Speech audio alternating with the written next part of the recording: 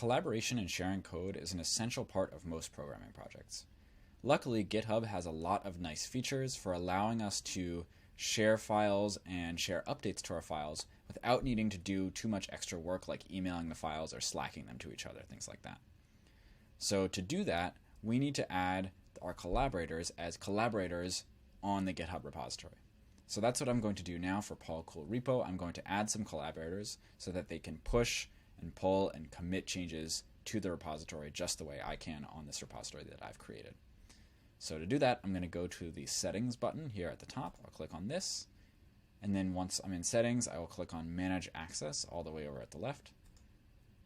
You may need to enter a password at this point. It's the same password as the one for your GitHub repository. And then once you see this screen, you'll see something like Manage Access at the bottom, and you can go ahead and click the green Invite a Collaborator button.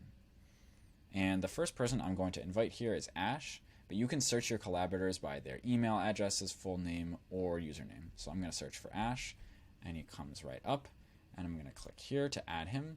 And as soon as I click this button, this green button here, it's going to send him an invitation via email to collaborate on this GitHub repository.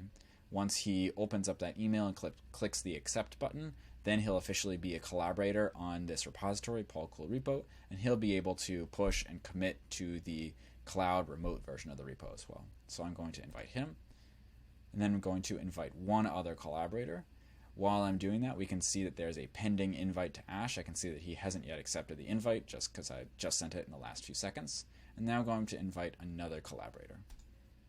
I'm going to add Yusuf as a collaborator. So Yusuf, I know his GitHub username is Yusuf Bolden.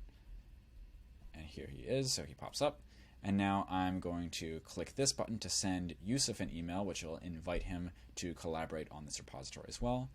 Once he accepts that via email, both Ash and Yusuf will also be able to commit and push and pull from this GitHub repository.